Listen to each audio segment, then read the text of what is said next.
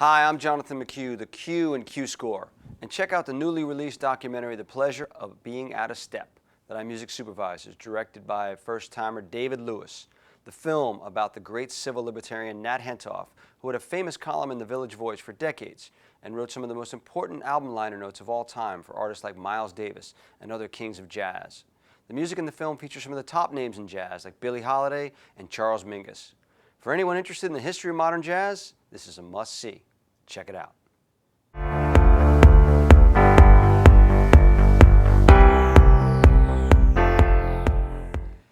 Hey, welcome back to Q Score. I'm Jonathan McHugh, and Grammy Award-winning music supervisor, producer, and film music executive Randy Spendlove, who's currently the president of music at Paramount Pictures, responsible for all the music that goes into the Paramount Films, and they make some big-ass films.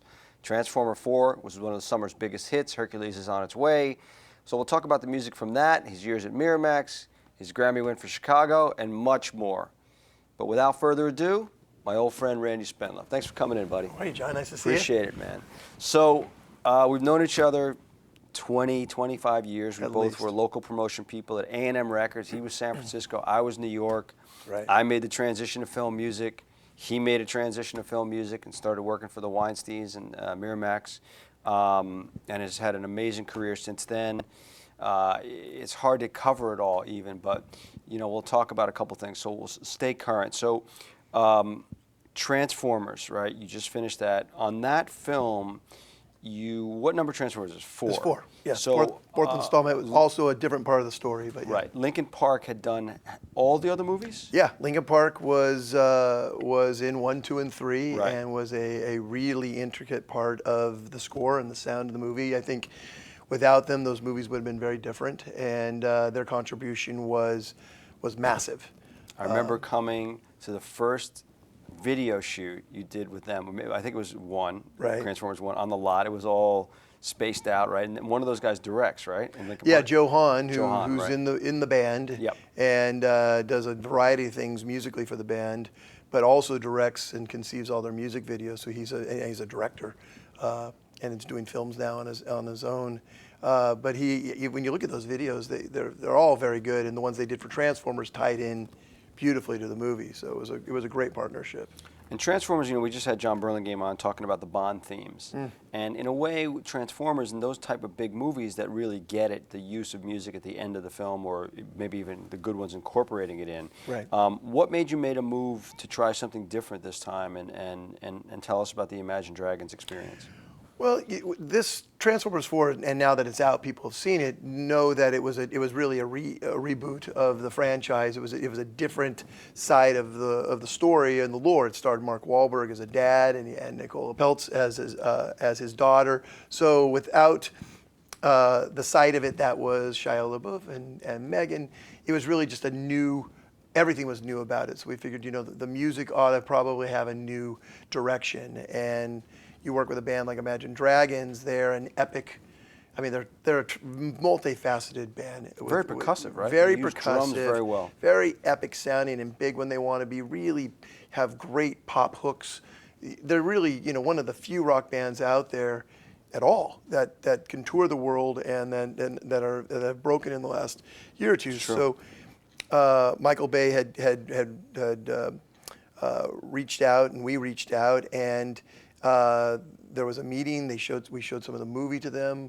Mike talked about what he was looking for, and not only to our surprise, they came in with ideas. We put them in with Steve Jablonski in the studio as our composer. They contributed to about 30 minutes worth of music. Really? Hans Zimmer came in and helped tailor some of the songs that were written for the movie and help weave those throughout the film. So it was really as strong a collaboration as you can have between a band and a movie. Right. And I think when you watch the movie, you really feel their presence, Yeah, and as a job, running the music as president at a film studio, that's really what you wish for, right? To try to find real organic pairings where it's not just, slap a song at the end of the movie, but if you can actually incorporate their music in the film, that's got to be what you love doing the best, right? And that's what we try to do.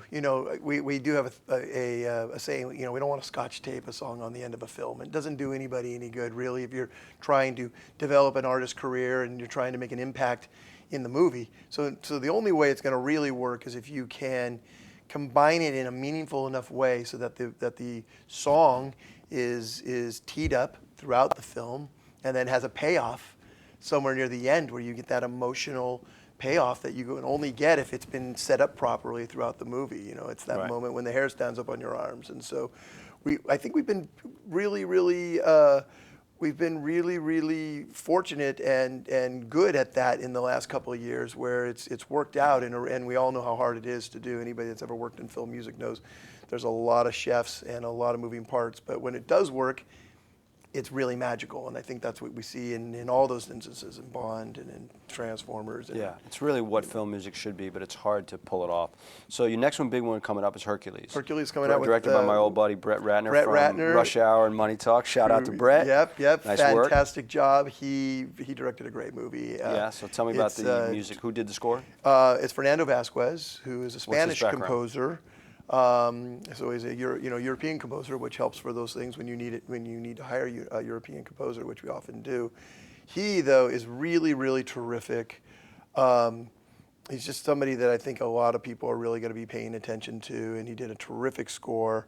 Brett was very involved in helping shape it and getting it right. Brett's a real musical guy. Yes, he is. And so he was there day in and day out, and then we worked with this terrific composer, or producer rather, Alex the Kid, who produces Imagine Dragons. Yep.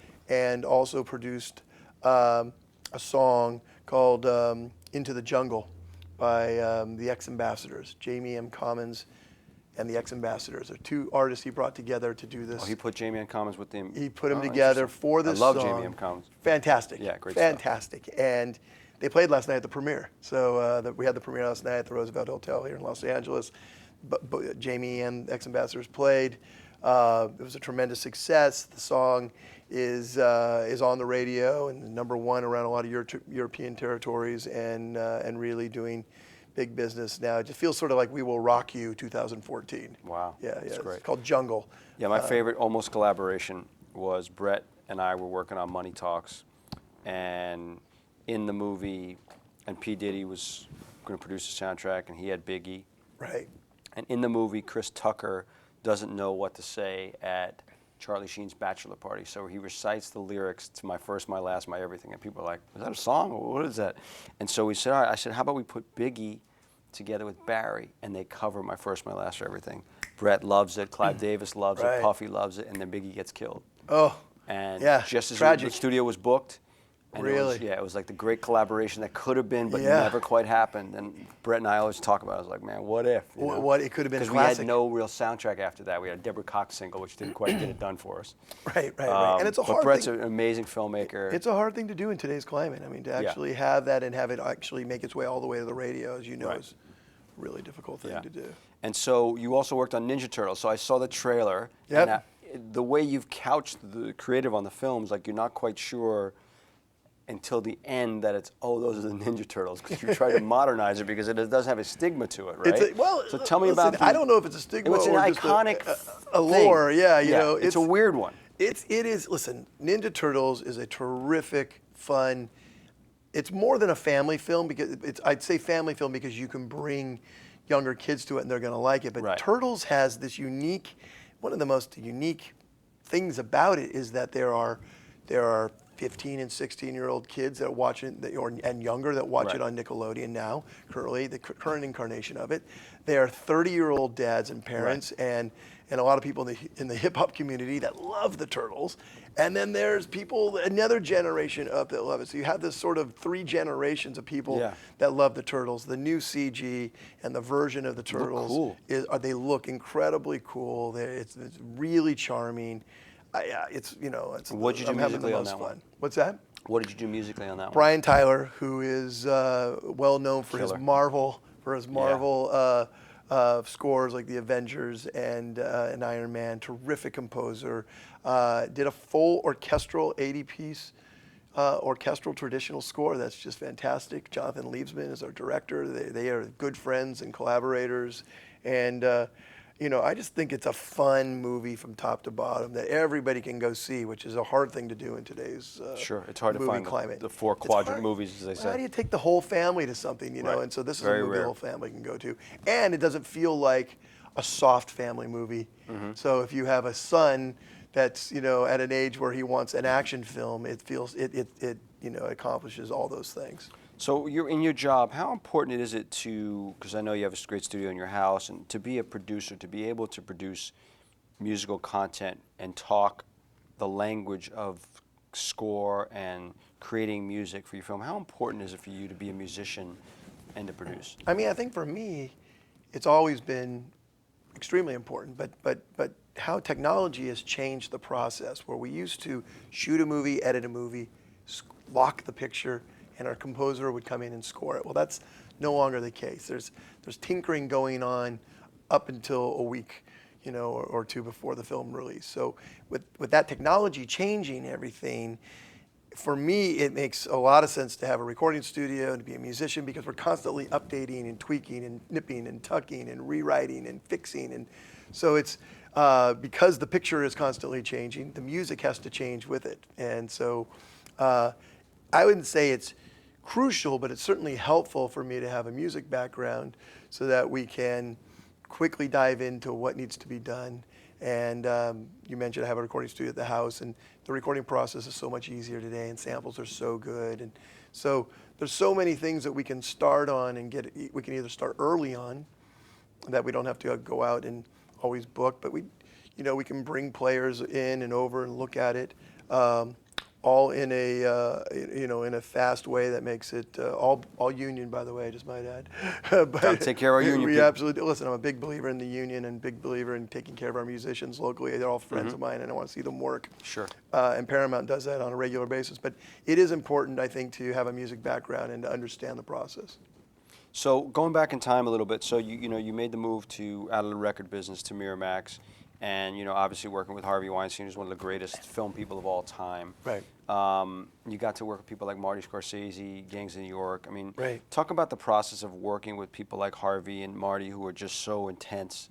I mean, it's the toughest job you'll ever love, and that's always been, I look back at my days at Miramax and with Bob and Harvey both, and the what they instill in you in that never say die, never give up attitude. There is no way that we're going to quit. We're going to keep pushing. And that took place all the way through the music. I mean, when we were doing Gangs of New York, it made sense to have U2 write a brand new song about Irish immigrants. It sounds like an easy thing to put together, but there's a million ways it can fall apart, as we know. And anybody that's watched this program probably knows. So, but that resilience and that idea that we're not gonna quit. If we have a great idea that makes sense, we're gonna make sure we bring it all the way home. And the privilege of working with Marty Scorsese and with all of the directors that we had, Rob Marshall in Chicago. Yeah, let's talk about Chicago for a second. So that was won awards, right? And talk Yeah, about won that. a lot of awards. Talk about the award process for you on that one. Yeah, I won a Grammy for that. Yeah. So how did that feel? I mean, what got you there? What got me, what I believe got me there, obviously, was the music, and I had a partner on that one with Rick Wake, and we were very good friends. Rick Wake, together, we approached that movie like it was a pop record. So you had all this sort of 20s and 30s jazz in the play. Same with Dreamgirls. We can talk about that later. But where you took these Broadway shows, and musically speaking, they're very Broadway in their arrangements, and there's chord things. I'm going like this because there's literally like minor 7 and major 7 chords, things that sound a little bit like a show tune. So our job was to deconstruct those and turn it and rearrange it into a way that really was like, how would you make it work for today? And in that case, it was 94 or something. And I think we did effectively do that, and I'd love to think that's what led to the Grammy. There was a lot of music. The performances were spectacular from Renee and Catherine and John C. Reilly and Richard Gere. But I think the overall music was surprising because the cast record was already out. People had that. It sold millions of copies. So there had to be something new.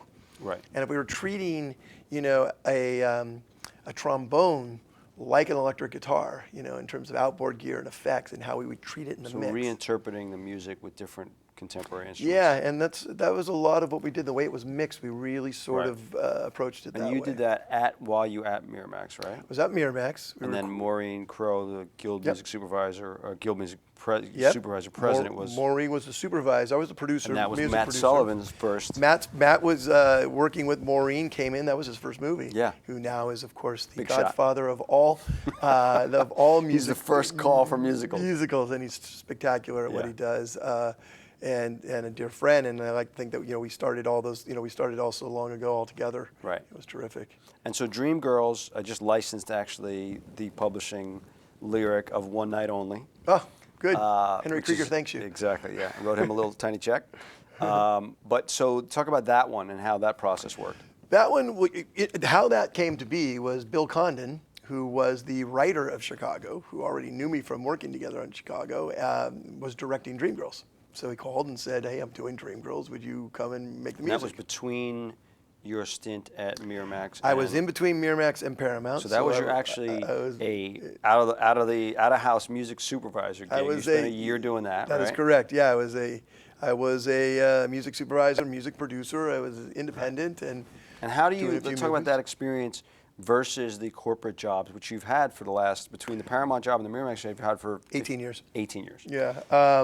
I like to think I'm sort of institutionalized. There's a line in The Shawshank Redemption where I think Morgan Freeman is like institutionalized, whereas I like a production meeting at 9 o'clock on a Monday morning. When you are an independent person and you have your own production meeting at Starbucks, whatever, that was the way it was in my case. Yes. Was that it was a little bit. It was a little bit harder for me to get into the swing of not having that phone ring and be in that studio system. So for me, working in the studio system is the right kind of fit, and I love those. I love that structure. Yeah, it's a totally different thing. I've done both. I've been, Right. worked at film companies, worked at record companies, and been independent. And there's a rhythm to both. Right. But you have to be more of a self-starter. You have to be highly motivated when you're Yeah. on your own, and see what motivates me to get out of bed is I have 30 people in a meeting, that including my boss, that I need to be at on a Monday Right. morning, so it gets me going. Right. And so Paramount Pictures has, much like any studio today, has been in the business of making these movies. The sequels are big business. So Yeah. how does that change your paradigm as far as the way you do your job? Is because you kind of get to know the filmmakers, and directors may change, but the producers and franchises kind of stay, right? Well, that's what's really great is we have doing it now for a pretty good amount of time. I have You've been at Paramount how long now? been 8 years. 8 years. 8 years. So we have relationships with filmmakers for that have now gone on 2 or 3 movies. So there's a trust there, and we've done it before. And we've got we did World War Z with Brad Pitt and the Plan B people. We're getting ready to start World War Z too. It's gonna be a lot easier having been through World War Z, and that had a very challenging musical direction, which took a while to crack the code, but I think we did. So I think that we'll be able to, and we incorporated the band Muse in that one in a Right. very meaningful way. But I think this other one will be easier because there's a trust factor and we know each other, and so franchises are a big part of our, maybe the biggest part of our business right now. And talk about you and your job having to be a translator, if you will. Composer speaks one language, director speaks another. Right. Sometimes they don't always know what the other wants, and sometimes what I found in that job is you have to be that translator. It speaks the language of both parties. Tell me about that process. That's correct. I mean, when I worked for Harvey Weinstein, I used to say I could speak in Harvey as well, because music is about feeling, about how people feel. So if you don't have a music context, that is, if you're not a musician, you're only going to talk about how you feel and how it makes you feel. Right. And that can be different for everybody. So you're right, between a director and a studio head and a composer, they're talking about feelings or what they want to accomplish with a feeling. But if they're not speaking it, translating it into music. I want it more blue. Well, what does that mean? Exactly? We've had those kinds of conversations. And directors can be very ethereal, as can musicians in the way they describe things. I'd like to think that something I do well is help bridge that gap and speak those languages, and then also to that end know as a musician, which composers have have talents that lie in sort of particular areas, and understanding what their strengths are and what they. Although I feel like when it's music, it's not about what you've done; it's what you are capable of doing. Right. But we also know that there's certain sweet spots for people, and being able to sort of identify those and direct our directors to those right guys is a big part of it. One of my favorite things we did together was, you called me up one day and said, we're looking to make a concert film with somebody like Lady Gaga or Justin Bieber. I was like, well, I think Justin Bieber would be a great idea. So hold that thought. And I went into L.A. Reid and Steve Bartles. I was like, what do you guys think? Like, let's do it. And then it was the structure of how it becomes from a $3 million concert film to a $12 million extravaganza with a 3D. With a $100 million box office. Madison Square Garden, the second highest grossing documentary of all time. So that was and you had to chaperone that for the studio. Yeah. And you included, we took your top executives to Minnesota to watch Biebermania. It started with the conversation to you. It started with that phone call, and then that's exactly right. We knew about him, but we didn't really know about him at the time. You hadn't seen behind the curtain. His trajectory, his launch was.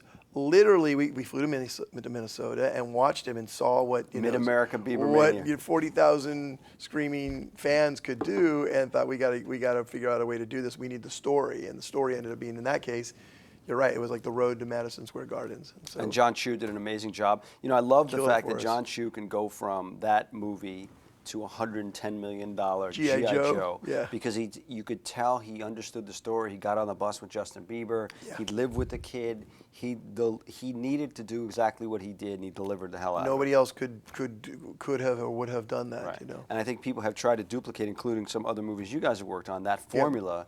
But just for something, right time, right place. Caught the magic on that one. Yeah. And we made a great movie with Katy Perry as well. We like to look at those music-based projects. Yeah, those are fun for you, I would think, right? They're an enormous amount of work, but they're a lot of fun. Yeah. Well, cool. We'll have Randy Spendlove back again, but there's so much to talk about. But that's the small Q score bit. And thanks so much for coming in, man. Always a pleasure. Ladies and gentlemen, Randy Spendlove. See you next time on Q Score. For more Q Score, please check us out at emPOWERme.tv to find out what goes on behind the curtain and how the film and TV music gets made. It happens right here. Tune in.